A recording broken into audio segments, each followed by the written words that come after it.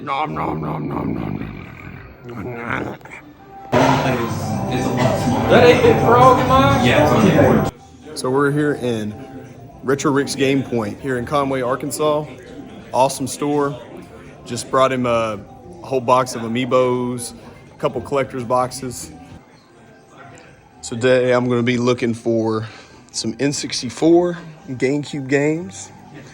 Getting ready for a really big Whatnot show coming up pretty soon. We just hit our first 1,000 sales.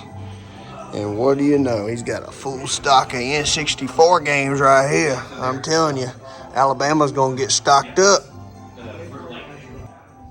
Also got a lot of GameCube stuff I see right here. So the goal is to get to 50 GameCube games and 50 N64 games. And we're going to run all 100 games in that one show. It's going to be absolutely insane, guys. Absolutely insane.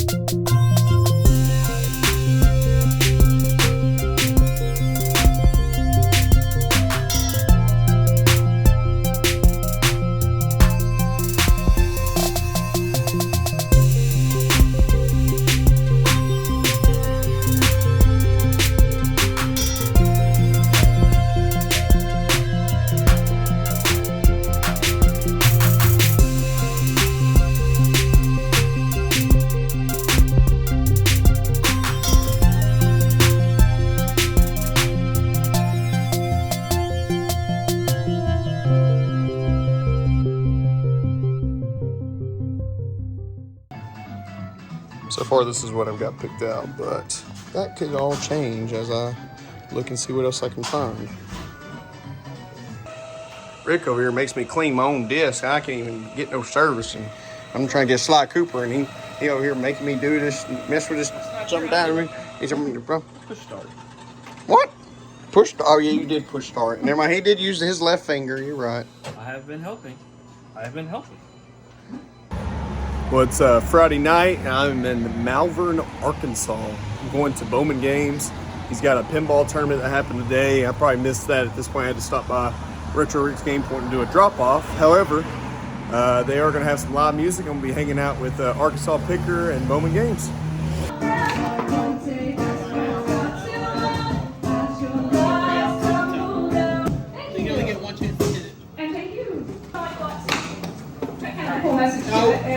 Lulu's. Arkansas loser.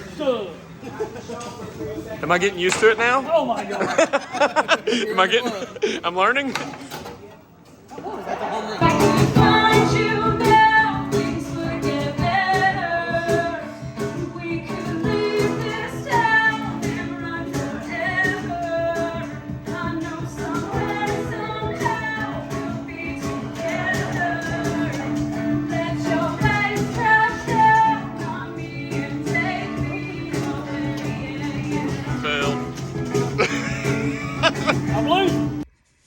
After me and Arkansas Picker, Bowman Games got done hanging out, having a good time tonight, Bowman decided he wanted to do a Whatnot show in his store.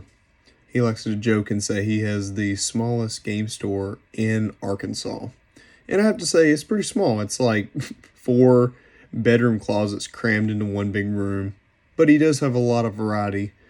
Everything from VHS tapes, video games, consoles, toys, you name it. You can see that he's sitting there doing a live show right now. So I helped him out. I have been helping. He decided to reward me with a couple of goodies. He ended up giving me this really cool retro Rugrats clock and a tape from Royal Rumble 2004.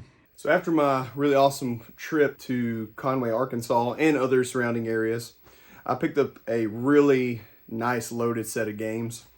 I am working on a Nintendo 64 / GameCube show for Whatnot. I'm going to have 50 N64 games and 50 GameCube games. That's the goal, just straight across the board. So most of what I'm going to show today, I'm going to go ahead and show what I got picked up, and then what else is going to be on the show. This is going to be a nice preview. If you don't know where I'm at, I'm 8-Bit Frog on Whatnot, just like I am on YouTube. So hit me up on there. And if you've never been on Whatnot before, there should be a QR code that you can find in one of my live videos, and it should give you $15 on your first purchase. The first game I got is Pokemon Puzzle League. Every game that I got, I went ahead and tested them, even though I know that a lot of these, I trust the source of them. However, I still want to test them anyways. This is really fun. I'm borderline thinking about keeping this. If I get 51 games, this might actually go into the personal collection. Or I might try to find a second one so I can have it for somebody else. But I really enjoy this. This is really fun. We got Spider-Man. Dude, the cartridge is sick on this one. Mario Party 2. Personally, my favorite Mario Party on the 64 and probably top 3 Mario Parties of all time. Earthworm Jim 3D. Fun fact, did you know that Rockstar Games actually published this game? Pretty cool.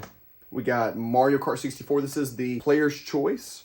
I have 2 of these player choice Mario Karts, but one of them is KA and one is E. Does that change anything or is it pretty much the same thing? I think it's the same, but you never know. Mortal Kombat Trilogy, one of my favorite Mortal Kombat games, next to Mortal Kombat 9 on the 360. Got Mortal Kombat Mythology Sub-Zero.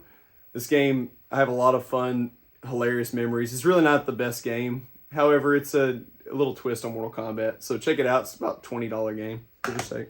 Win Back. I just discovered this game in the recent years. And it's a really cool game. I would say this is a nice hidden gem. So check out Win Back on the 64.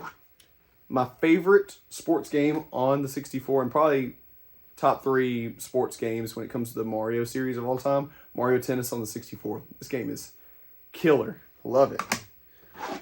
The last game to release on the N64 is Tony Hawk Pro Skater 3. It could be a cool piece to have in the collection. However, I decided I wasn't going to keep it. So, hey, this will be on that show coming up. We have Resident Evil 2. It's really cool that they were able to put Resident Evil 2 on the 64. There's so many systems that this was on. It's really neat. We got Mario Golf.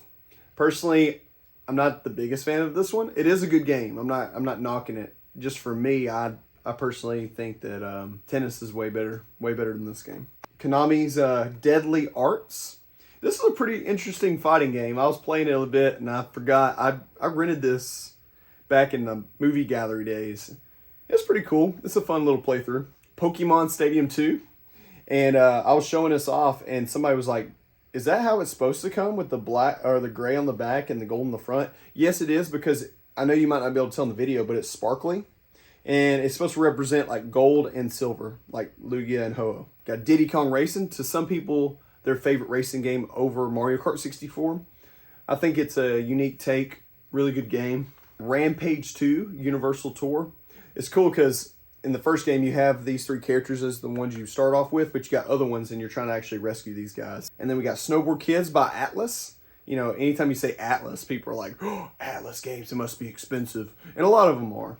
I played this and honestly I sucked so bad. I remember renting this as a kid as well. That was all the 64 games I picked up at Retro Rick's Game Point. I did pick up a few GameCube games as well. Picked up Paper Mario and the 1,000-Year Door. This is a complete in-box. Everything's nice and clean for you. So that was a nice grab to put into the GameCube show. Next up we got Capcom vs. SNK 2 EO. Complete in box. Dude, this game right here, this is another one I thought about keeping because I really like Marvel vs. Capcom 2. And this is, to me, really close to that. It says you get up to 44 characters. And then Tony Hawk's Underground, complete in box for the GameCube. So that's everything that came from Retro Rick's Game Point. And then we went to this really cool little shop out in the middle of nowhere. I don't even remember the name of it. It's I'll put it down in the comments or I'll put it on the screen somewhere. So the first thing I picked up was Tarzan. So this game is actually a really fun 2D side-scroller game. When I have this at expos, people were coming up to my tables like, whoa, Tarzan! They were loving this. So when I sold it back in Florida, Really Rad Weekend, I was glad to pick up another copy. Then we got Doom 64. This was a fun play. I sat there and played 30 minutes on that and had a good time. Donkey Kong 64, a very loved/hated game just because of how many collectibles you have to get. Quake 2, which a guy named Foo on Whatnot said he has never seen this in person, which I thought was interesting. So shout out to Foo, by the way, on that. So that was everything I got from that store out in Arkansas. I'll put it somewhere in the video. So far that is what I have for the show coming up. We're getting, like I said, really close to 50 games on the 64. Got a long way to go for the GameCube. I have been helping.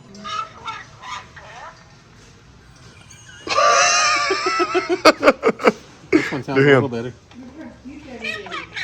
I have have been helping. I have been helping.